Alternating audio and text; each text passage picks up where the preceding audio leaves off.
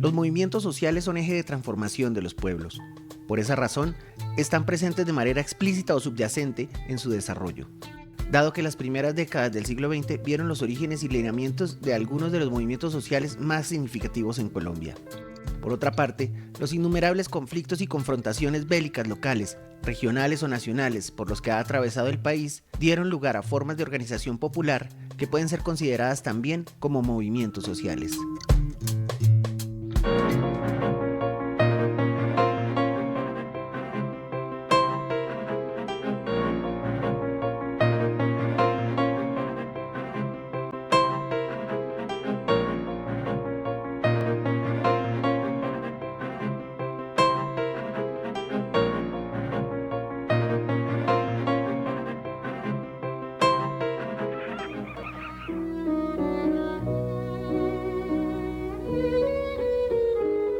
Entre 1920 y 1940, procesos como la expansión intensa de la industria y la inversión extranjera se tradujeron en una clase obrera explotada casi al extremo de la esclavitud, que comenzó a organizarse en sindicatos y a usar las huelgas como medio de expresión para sus demandas y reclamos.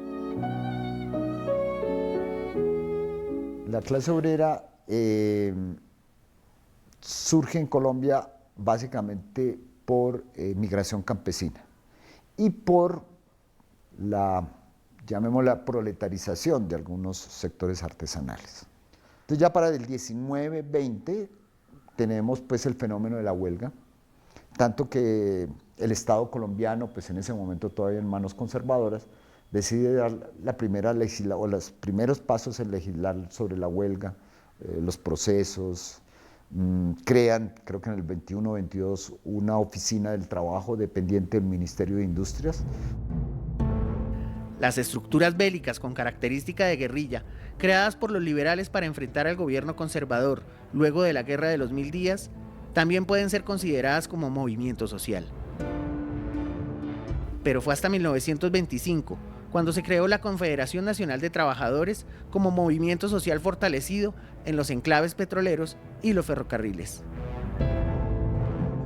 Los primeros núcleos, llamémoslos socialistas y de inconformidad, se dan a veces no tanto en las fábricas, cuanto en las zonas de colonización y en otro sector que va a ser muy clave, que es los enclaves extractivos o las empresas multinacionales, especialmente bananeras en el norte, la United Fruit Company, petrolera en Barranca Bermeja, la Tropical Oil Company, y algunas empresas extranjeras de ferrocarriles, de transporte. Entre 1924 y 1928 tuvieron lugar intensas luchas obreras, y en 1926 se fundó el Partido Socialista Revolucionario, que adopta ya una línea mucho más revolucionaria, incluso pues insurreccional.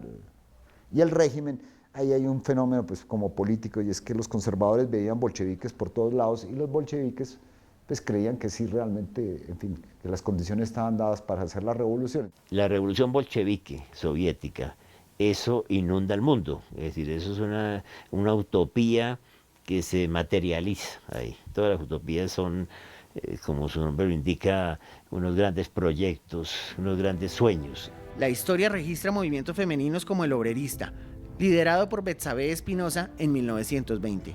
Ella es una mujer de Bello, Antioquia, que trabajadora ahí, pero que ya tenía una idea, un concepto de que la sociedad no estaba bien construida, pero que tuvo ese destello, esa capacidad de imaginación, esa capacidad de sueño también, de ser una líder en esa huelga que la lanza.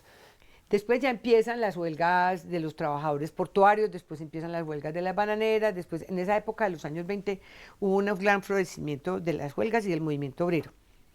Y era, digamos, una de las principales formas de oposición al régimen, el movimiento social, es cuando de la época cuando surgen las organizaciones socialistas, en fin, se empieza a darse, pues, digamos, a un nuevo proceso de oposición, y allí es donde encontramos a María Cano.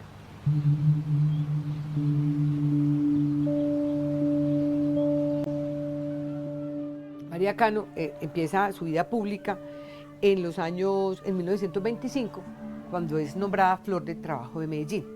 Medellín, como ustedes saben, era un centro fabril muy importante. Y ella era una mujer soltera, muy libre, provenía de una familia liberal.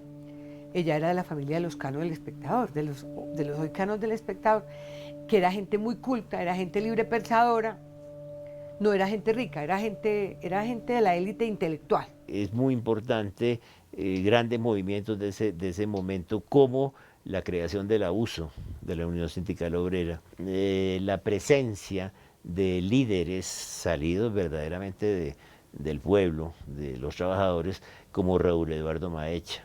Es un líder fundamental. Él se lo reconoce, pues porque así fue. Él anduvo por Colombia, especialmente por el río Magdalena, con una imprenta a las costillas. Era una imprenta donde había que coger tipo por tipo para hacer el comunicado del día. Comunicado que seguramente leían algunos que eran letrados y oían otros que no eran iletrados. Es un momento de una riqueza humana muy, muy grande, de un momento de grandes expectativas. Ignacio Torres Giraldo y muchos otros. Naturalmente María Cano. El movimiento estudiantil como movimiento social se originó a finales del siglo XVIII. Por su condición de jóvenes, durante varias generaciones los estudiantes han tenido vocación democrática y posiciones más radicales, lo cual se evidenció desde principios del siglo XX, cuando se opusieron al gobierno del general Rafael Reyes. En 1918, acogiéndose a los movimientos latinoamericanos, se propuso una tarea reformista acogida de modo especial en los congresos estudiantiles celebrados en Medellín, Bogotá, Ibagué y Santa Marta, en los que se solicitaba la participación de los estudiantes en las reformas académicas y la depuración y cualificación de los docentes. En los años 20, ya allí se forman organizaciones, hay una federación estudiantil, ahí publican su revista, hacen congresos, por lo menos 4 congresos se hicieron en esos años. Hablando de los estudiantes universitarios, un sector muy minoritario, las universidades no pasaban de 10 a comienzos de siglo, y pues se educaba la crème de la crème. De ahí que el movimiento estudiantil en esa época sí tuviera mucha repercusión en la opinión pública.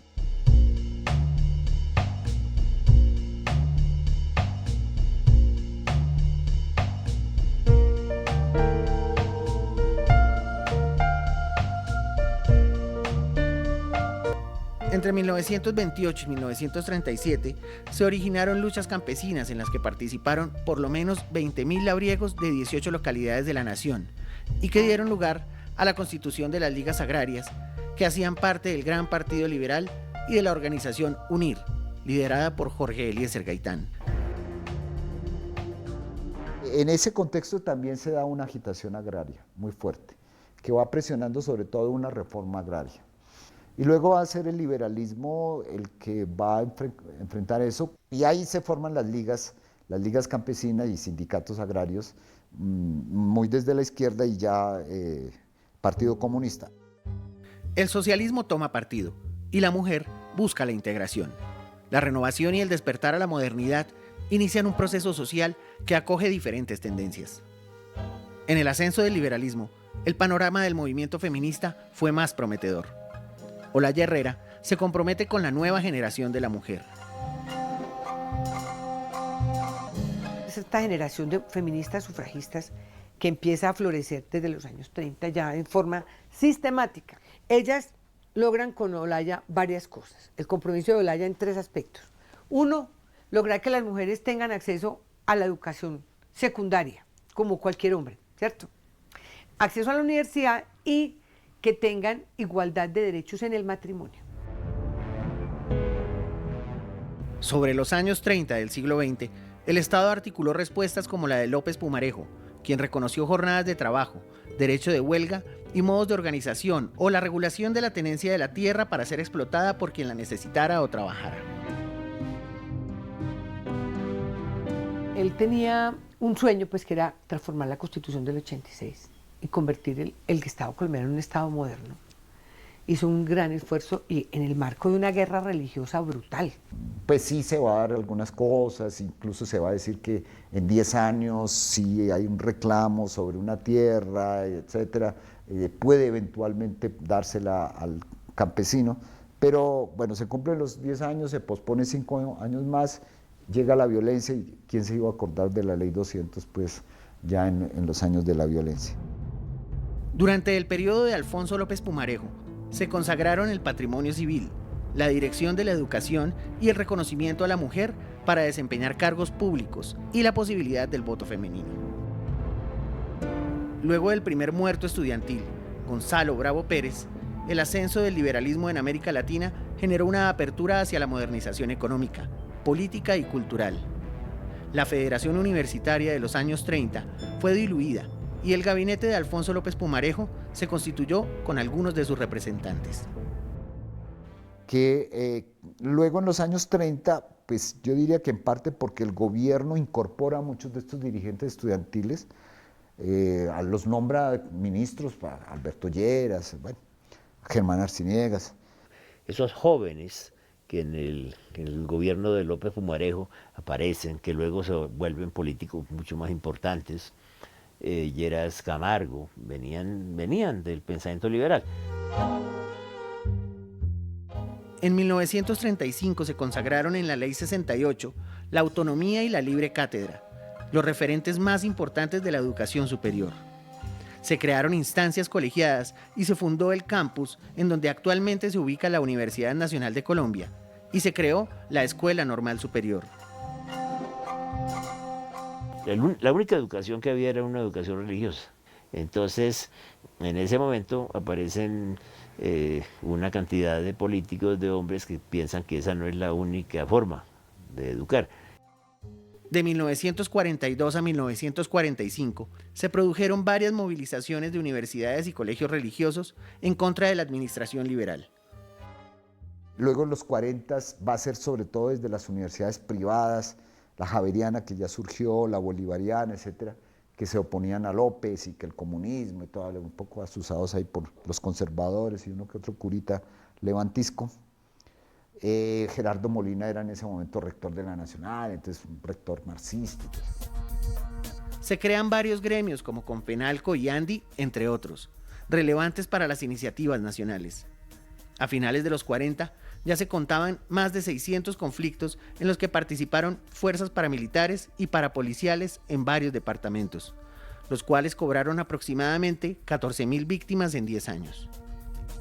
Por otra parte, hubo innumerables marchas de protesta, de las cuales la más memorable es quizás la liderada el 7 de febrero de 1948 por Jorge Eliezer Gaitán.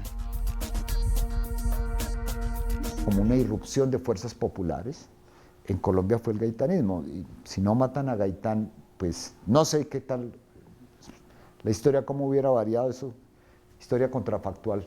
Y él pues se va a ligar muy desde joven, desde recién llegado de Roma, pues de hacer su especialización, se va a ligar en el Parlamento como representante en la denuncia de la masacre de las bananeras, y luego él siempre dijo que el socialismo del que él hablaba, iba a llegar, al país por medio del liberalismo. Todo eso confluye naturalmente en Colombia, desde unas tendencias más ortodoxas hasta más heterodoxas. Como el liberalismo es anterior al socialismo, anterior como organizaciones políticas, pues Gaitán, ese es su camino, esa es su tendencia.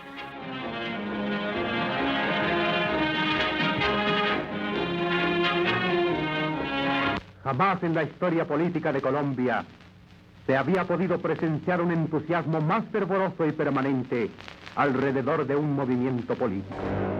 El asesinato de este líder el 9 de abril del mismo año desencadenó el periodo de odio bipartidista conocido genéricamente como la violencia. En el año 48, que ya se da aquí en Colombia, pues se da pues el asesinato de Gaitán, y simultáneamente pues en ese tiempo estaba aquí reunida la Conferencia Panamericana. En esa Conferencia Panamericana se aprobaron los derechos políticos y civiles de las mujeres. Colombia fue el único país que no tuvo delegación. Y en ese marco pues se siguen moviendo las mujeres feministas que vienen, sufragistas, que vienen desde los años 40 y fundan un periódico que se llamaba el periódico Verdad.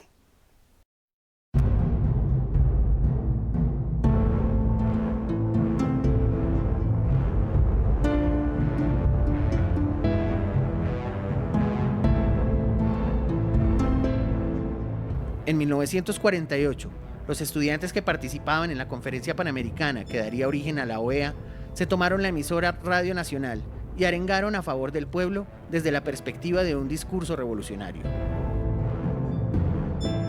Importante, porque era una participación, era decir, nosotros estamos aquí, ¿no?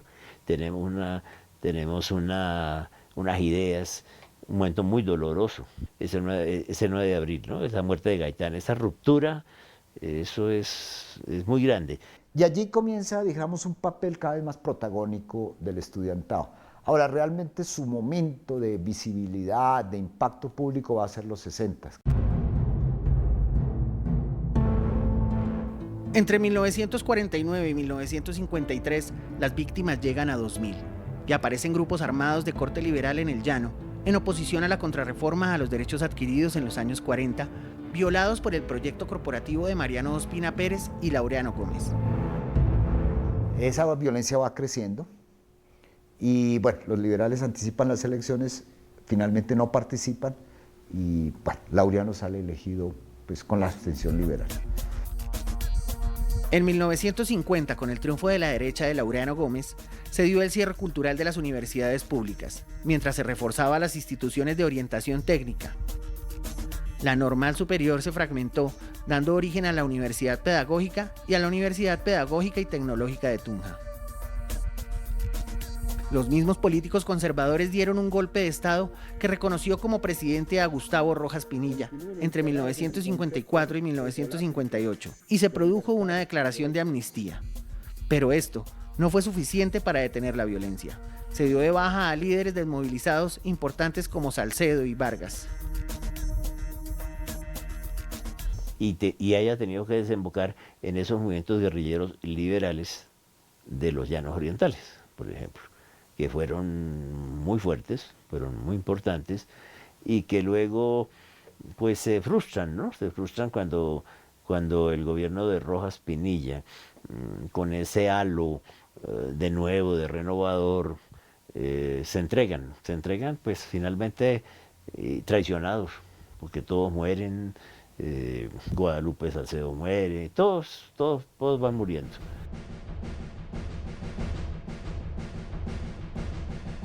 Pero dado que la amnistía no se hizo extensiva a sectores diferentes al liberal, ni a todas las regiones del país, nacieron movimientos populares armados en varios lugares del territorio colombiano. Y ya en ese interregno pues se van dando pues el proceso, digamos, de radicalización civil frente a la dictadura de Rojas. Y ya las mujeres rojistas empiezan también, del periódico Verdad, empiezan a luchar. Fuera de eso, las mujeres en general, las no feministas, jugaron un papel muy importante en la lucha contra la dictadura. Las mamás nuestras movían cosas, o sea, había un régimen de persecución social y política muy seria en el país.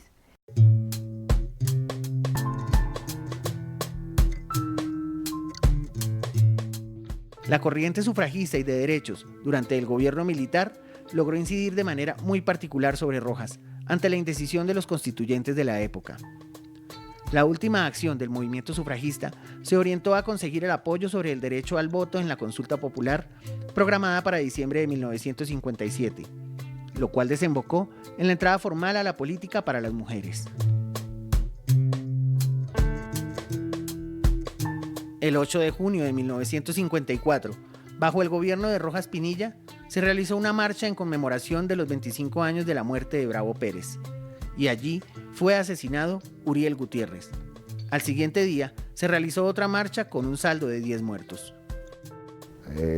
Junio del 54 se cumplían los 25 años de un movimiento estudiantil cívico que había tumbado pues, a una rosca aquí en la ciudad de Bogotá en junio del 29, y ahí había muerto un estudiante, Gonzalo Bravo Páez. Entonces, con la llegada de Rojas hubo cierta desmovilización y tregua y cosas de estas, amnistías y cosas de estas. Entonces, había como una especie de luna de miel todavía. Y los estudiantes, pues bueno, van a hacer la conmemoración de esto. Es asesinado un estudiante, Uriel Gutiérrez, y al otro día, pues, iban a, pues la idea, o tenían permiso de ir hasta el cementerio central, pero ellos decidieron, pues, irse hasta la Plaza de Bolívar y ahí un sector del Batallón Colombia los intercepta y bueno, hay rumores, pues distintas versiones de la gente dice que, los estudiantes dicen que les dispararon los soldados dicen que salió una bala del partido y que los reaccionaron. Durante el periodo de Rojas apareció el movimiento Acción Nacional de Principios Populistas. Simultáneamente, liberales y conservadores crearon el Frente Cívico, que convocó a la huelga y a los plebiscitos que destituyeron al dictador y ratificaron a Alberto Lleras Camargo como primer presidente de lo que se llamó el Frente Nacional. Se van radicalizando sobre todo las capas medias, y que son las que van, pues, incluso ya sí la ANDI, FENALCO, etcétera, son las que llaman al paro, un paro, llamémoslo patronal, bueno, un paro cívico en donde pues los patrones tuvieron mucho que ver, los sindicatos también, los estudiantes fueron los que pusieron pues el pecho ante las balas, etcétera. Lleras Camargo y Laureano Gómez, que eran los que estaban armando la propuesta, el pastel del Frente Nacional, ellos no habían tenido en cuenta la participación de las mujeres. Ellas los convocaron, la Unión de Mujeres de Ciudadanas de Colombia, que ya existía en ese momento en Medellín y en el país. Lo convocaron en Medellín, le hicieron una encerrona en un sitio donde él estaba haciendo una conferencia, Lleras Camargo, y allá lo comprometieron a que los derechos políticos de las mujeres que se habían logrado en Rojas continuaran en el Frente Nacional. Y bueno, en el contexto del Frente Nacional, de un cierre político, en un contexto internacional de auge de la Revolución Cubana, de los movimientos de liberación nacional y de las guerrillas, pues ese movimiento estudiantil sí se va a radicalizar muy fuerte. Sin embargo, los llamados bandoleros liberales y conservadores permanecían en las mal llamadas repúblicas independientes en varios lugares del país. Para contrarrestar estas nuevas dinámicas, se adelantaron operativos de corte militar más o menos exitosos con el apoyo de los Estados Unidos, que produjeron el desplazamiento de campesinos sobrevivientes y su organización más adelante denominada Fuerzas Armadas Revolucionarias de Colombia, FARC.